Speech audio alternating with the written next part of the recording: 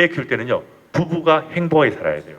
그러면 이 행복한 부부의 팀 속에 끼려고 애가 노력하면서 소속감과 유대감이 생겨요. 그러면서 이 소속감과 유대감이 생기면 어떤 것도 다 용납이 됩니다. 그런데 우린 이 소속감을 깨버린 거예요. 소속감이 깨지는 순간부터 왜? 애한테 매달리니까. 애한테 매달리면 애는 낄 팀이 없어요. 부모가 행복하게 살아야 애가 끼고 부모들끼리 행복하게 살아야 애는 낄 팀이 생기는데 애를 위주로 살게 되면 낄 팀이 없어버려요. 그럼 소속감 자체가 생기질 않아요. 가정에서 부모가 행복하게 살면서 애들한테 소속감을 만들어주면 사실 애착 육아라는 것도 필요 없어요. 왜? 애가 부모한테 팀에 끼려고 노력하면서 애 스스로 가족의 부모에 대한 소속감을 만들면서 애착을 만들어요. 애착 육아가 필요 없어요. 부모가 만들어주는 애착은 가짜 애착이에요. 애가 스스로 부모에 대해서 애착을 만들어가는 거. 이렇게 생긴 애착이 또 뭐가 중요하냐면요. 엄마한테 애착, 아빠한테 애착이 아니에요. 옛날에는 아빠가 늦게 들어와도 똑같이 아빠가 내 부모였죠. 요즘 애들은 아빠 늦게 들어오고 엄마하고 있으면 엄마한테만 애착 생기고 아빠는 본청만청이에요. 왜? 가족에 대한 애착이 아니고요. 엄마한테 대한 애착이 생기는 거예요. 만들어주는 애착은. 내가 잘해주는 사람한테만 애착이 생겨요. 근데 옛날 우리 부모처럼 키우면요. 가족에 대한 애착이 생기니까 아빠가 늦게 들어오든 외국 나가서 몇 년 만에 들어오든 다 아빠예요. 이 가족에 대한 애착이 생기니까. 이게 원래 사회를 유지하는 가장 근본적인 건데 우린 지금 개별적 애착을 자꾸 강조해요. 그 만들어주는 애착은 그건 가짜 애착이에요. 그런 육아를 하면 안 돼요. 그러니까 그렇게 하면 엄마가 일일이 그걸 매달려가 항상 엄마가 그걸 만들어줘야 돼요.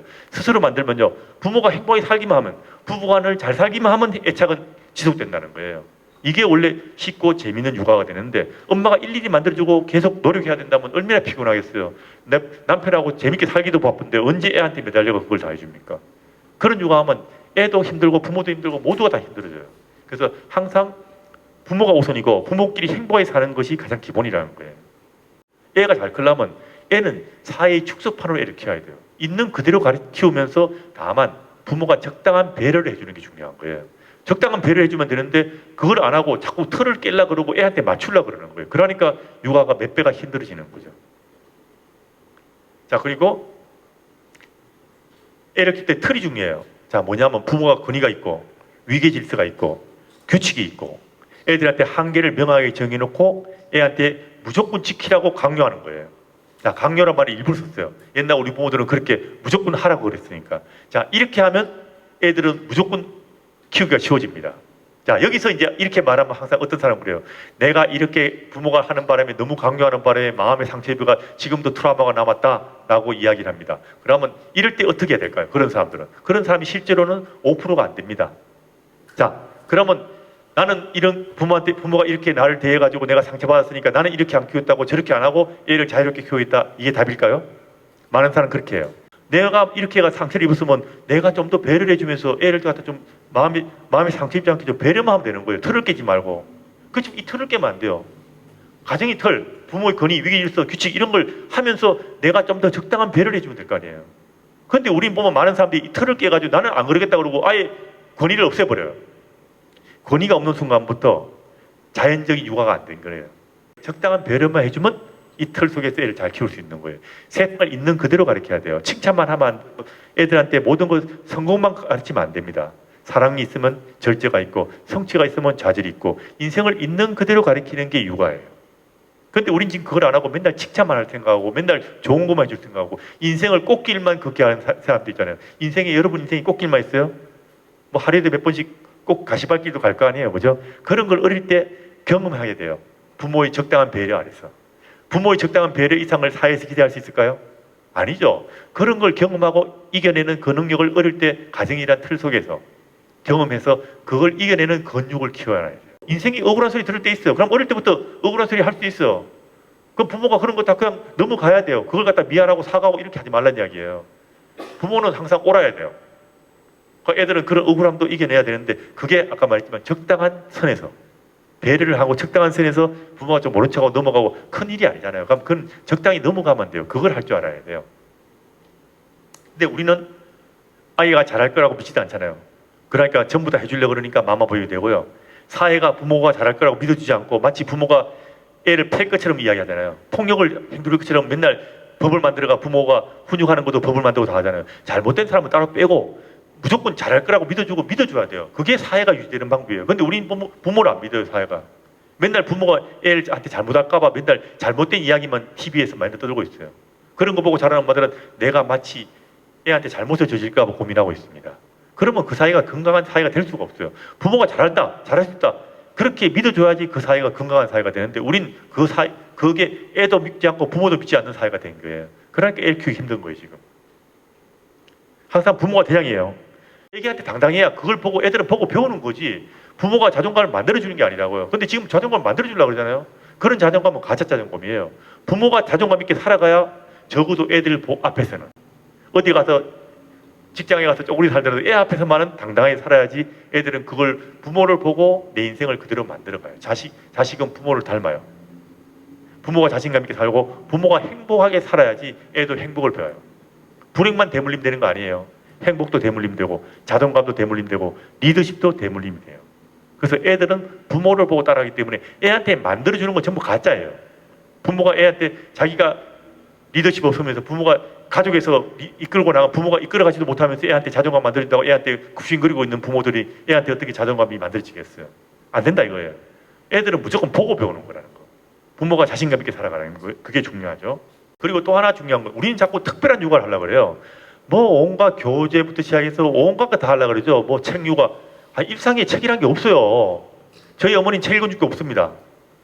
책을 읽어주라 말을 하죠. 자기 전에 책 읽는 습관들이 읽어주는 게 좋은데 책으로 뭘 가르치려고 그러는 사람들이 많아요. 애들은 일상에서 내 인생에 필요한 모든 것을 다 배웁니다. 일상에서 배워야 제일 잘 배우고 일상에서밖에 배울 수 없는 것들이 굉장히 많습니다. 그래서 일상의 육아가 애들한테는 굉장히 중요해요. 일상에서 해야 돈도 안 들잖아요. 시간도 안 들어요. 부모가 내 인생을 살면서 부모 인상에서 가족과의 일상에서 이웃과의 일상에서 애들은 인생에 필요한 모든 것을 다 배웁니다. 교재 사고 그다음에 책 읽어주느라고 몇 시간씩 그런 거 다 필요 없어요. 필수가 아니란 이야기예요. 그런 거 하는 시간에 사람들 만나가 떠들어 놀고 그런 일상을 하는 것이 애들한테 훨씬 더 좋단 말이에요. 그럼 특별한 걸 해주면 뭔가 잘하죠. 특히 뭔가 특별한 거 가지고 뭐 예를 들어 발달 교재 하면 잘하죠. 근데 그 발달 교재에 인생이 다 포함되어 있어요? 아니잖아요. 발달 교재에 있는 건 잘하는데 문제는 조화 균형이 깨져요. 거기 없는 거는 못한다는 거예요. 왜냐하면 떠먹여주는 거 수학 문제 답 막 불러주면 그 답은 앞으로 할 때 잘나지만 내가 새로운 문제 풀 때 어떻게 하려고요. 그래서 그런 것들이 내가 그걸 해가지고 특별히 뭘 잘했을 때 그게 진짜로 애한테 도움이 되느냐? 아니라 이거죠. 더 중요한 것은요. 그렇게 가르치는 애들은 내가 일상생활에 별 재미가 없는 따분한 일상생활에서 내가 얻는 능력을 잃어버려요. 일상생활에서 얻을 때는요. 아주 미묘한 차이를 가지고 내가 필요한 걸 얻어내는 능력을 길러요. 근데 교재나 이런 걸 이용해서 할 땐 이런 걸 있어야 하면 쉽죠. 탁탁탁 다 나오죠. 이런 걸 어떤 애들이 요 미묘한 차이를 느낄 수 있겠습니까? 힘들어요.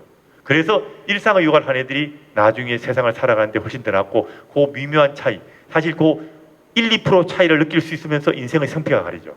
노벨상을 탈 수 있냐 없냐 그것도 아마 1, 2%를 차이에서 아마 결정 날 건데 애를 똑똑하게 키우고 싶으면 일상에서 따분한 일상에서 애가 내 인생에 필요한 모든 것을 얻는 능력을 기르는 것이 훨씬 낫다 이거예요. 아까 말했는 그 가정의 틀 이야기하고 그다음 이게 두 번째로 중요한 겁니다. 애들은 이건 무조건 가르쳐야 됩니다. 언어 발달. 코로나 시대에 지금 제일 문제가 언어가 나빠지죠. 언어는 어떻게 배우느냐? 옛날 우리 부모가 말을 가르쳤어요? 안 가르쳤죠. 근데 말 잘하죠. 왜? 일상의 대화를 듣고 말을 배웁니다. 그러니까 모든 게 일상이에요. 일상의 대화라는 건 어른들의 일상 대화를 듣고 애들은 우리말을 배우게 되는 거예요. 그러면 보통 연구에 따라서 보통 하루에 한 6시간 이상의 일상 대화를 듣는 것이 좋다라는 말들이 있습니다. 근데 중요한 것은요. 사실 이런 문화적인 것은 연구 자체가 별로 안 돼 있어요. 그렇지만 한 생각해 보세요. 옛날에 대가족이고 이웃사람 같이 어울려 살 때 어른 대화 애가 몇 시간 들었을 것 같아요? 하루 종일 들었죠. 그래야 애가 언어가 발달해요. 일상생활을 많이 들을수록 애가 머리가 좋아지고 언어를 제대로 배웁니다. 근데 요즘 어른들의 일상 대화를 몇 시간 들을 것 같아요? 별로 없잖아요. 엄마하고 둘만 있잖아요, 요즘에. 그러니까 당연히 언어가 제대로 안 되죠. 어린이집 가면 말을 잘하죠. 어린이집 가서 말을 제대로 배울 수 있을 것 같아요? 어린이집에서 배우는 말이 뭘 것 같아요? 어른들의 일상 대화가 있나요? 없죠. 단순한 말을 반복해서 들으니까 쉽게 말해서 오케이 오케이 10년 들으면 누구나 다 오케이 합니다. 복잡한 말을 듣지 않으니까 단순한 말을 많이 들으니까 말은 빨리 해요. 말이 빨리 트이는데 복잡한 언어를 못 배운다는 거예요. 그래서 화용 언어라고 말하는 걸 못 배워요. 말은 빨라져요. 특히 언어 치료, 너희는 언어 치료하죠. 언어 치료에도 말은 빨라지고 트임이 빨라지고 단어는 느는데 화용 언어는 안 늘어요. 두뇌 발달이 필요한 언어 이런 게 늘질 않아요. 두뇌 발달이 필요한 언어는 오로지 일상의 대화밖에 없다는 거예요. 두 번째, 인간관계를 어떻게 배울 것 같아요? 가르쳐요? 어떻게? 아니에요. 이것도 일상이에요. 부모가 다른 사람 만나는 걸 보고서 애가 인간관계를 보고 배워요. 제일 우선은 부부끼리 인간관계를 보고 배우고 이거는 이제 1차 단계고 그 다음에 부모가 이웃과 다른 사람들을 만나는 걸 보고서 인간관계를 보고 배웁니다. 부모가 인간관계를 제대로 가르치려면 부모가 지친 몸을 이끌고 옆집 사람한테 괜히 인사도 한번 하고 사람들 만나고 이렇게 만나는 게 그걸 애하고 같이 만나는 게 보여주는 것이 진짜 중요하다는 거예요. 밥도 같이 먹고. 언어는요. 마스크를 쓰지 않을 정도로 밀접한 인간관계라 언어를 제대로 배워요. 여기서 뜬다고 언어 배울 것 같아요? 마스크 쓰고 있으면서 아니에요. 이웃과 어울려가 있는 이런 밀접한 관계에서 떠드는 걸 이야기하는 걸 듣고서 애들은 입모양, 표정 이런 걸 다 보면서 언어를 배우는 거예요. 그래서 마스크라는 건 별 의미가 없어요. 사실은 이 상황에서. 왜냐하면 이웃집 사람이 놀러 왔을 때 마스크 쓰고 이야기해요? 아니잖아요. 그런 인간관계를 지금 만들어야 된다는 거예요. 이 마스크 이야기할 필요가 없다는 이야기예요. 물론 어린이집에서 마스크 벗으면 조금 더 낫겠죠. 그렇지만 결정적인 건 아니라 이야기예요. 결정적인 건 인간관계를 누리고 세 번째가 훈육이에요. 요즘은 훈육하지 말라는 이야기가 그렇게 많아요. 뭐 두돌 세돌 이전에 훈육하지 말라. 인생에서 그런 거 없어요. 훈육은요 출생시부터 하는 거예요. 여러분도 프랑스 가라는 이야기 들어본 적 있죠? 프랑스 가에서 제일 나오는 게 어릴 때부터 훈육하라는 이야기 아니에요. 그리고 옛날 우리 속담이 뭐라고 있어요? 3살 버릇 8까지 간다. 그 3살이 만 2살이에요. 2살까지 훈육이 끝나야 돼요, 기본이. 훈육은 신생아 때부터 하면서 단계 밟아가면서 그 나이에 맞는 훈육을 하면서 말로 가르치는 거는 두돌 세돌 대가 하는 거예요. 근데 그 전에 걸 안 하고 한다? 뼈 빠지게 고생해도 안 돼요. 그러니까 지금 죽으라고 고생하는 거죠. 훈육은 이걸 가르치는 게 아니에요. 두돌 세돌에는 가르치는 개념이 있지만 두돌 세돌 이전에는 훈육은 가르치는 게 아니에요. 옛날에 훈육 안 되는 애들 보면 뭐라 하는지 아세요? 그 집안 콩가루 집안이라고 했어요. 왜? 털이 무너졌으니까. 훈육은 한 적이 없어요. 우리 부모도 훈육 안 했어요. 근데 훈육이 되는 게 왜 그런 줄 아세요? 훈육은 가정이란 틀이 있으면 무조건 훈육이 되는데 그 틀이 어떠냐? 부모와 권위가 있고 위계 질서가 있고 규칙이 있고 애들한테 한계를 명확하게 정해줬고 무조건 하게 하는 거예요. 그러면 훈육은 부모가 따로 안 해도 훈육은 저절로 돼요. 애들은 부모의 포스를 보고서 따라합니다. 부모가 포스가 있으면 무조건 따라해요.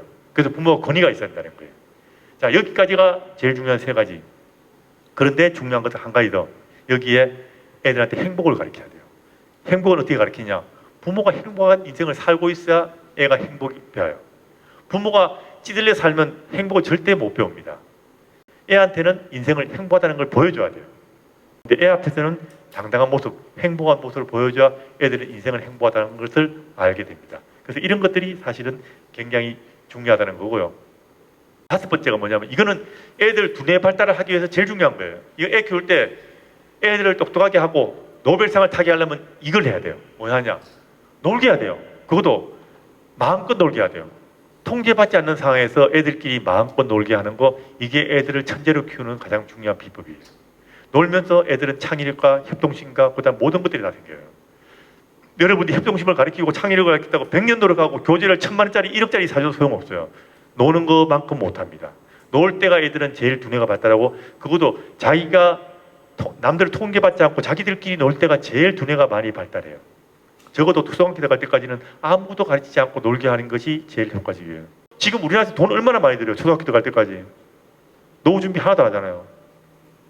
여러분 애가 20살 때 여러분 나이 몇 살인데요? 애 20살 때 나이가 몇 살인가 생각해 보세요. 노후 준비가 끝나야 돼요. 그때. 근데 지금 애 키우느라 돈 다 쓰잖아요. 그럼 어떻게 노후를 어떻게 하려고요? 부모 찬스가 아니고 부모 리스크가 될 건데. 돈 쓰지 않고 돈을 모아야지 애들 나중에 여러분 노후가 편해져요.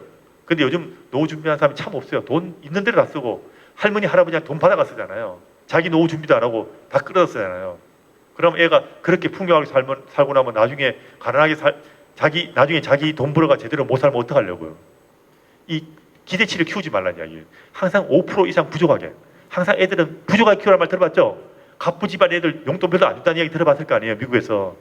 왜냐하면 애들은 항상 뭔가 부족하게 키워야 애들은 자기 창의력이 생기고 자꾸 뭔가 욕구가 생기면서 해결하려고 노력하는 그런 게 생기고 성공할 수 있는 거지. 풍족하게 만들어주면 배부른 돼지가 돼요. 그래서 항상 뭔가 부족하게 키우고 항상 아쉽게 키우고 뭔가 남한테 이렇게 뭔가를 얻을 수 있는 노력을 하는 그런 인간으로 키워야 돼요. 제가 오늘 말씀드린 거 여기까지 말씀드리고요. 제가 경험했고 제가 살았던 거 제가 외국 나가서 수많은 애들 키우는 거 그런 걸 보고서 느낀 점을 제가 말씀드리니까 근데 이렇게 다 키워왔어요. 지금도 다른 나라 이렇게 키우니까 우리나라 사람만 지금 이렇게 다르게 키운다는 거 알아주셨으면 좋겠습니다.